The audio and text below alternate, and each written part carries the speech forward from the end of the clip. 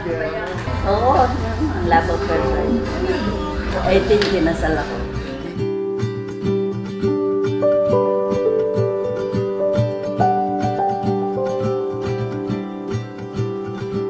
Para po kayong 75 years old na. Ow! Yun nga po.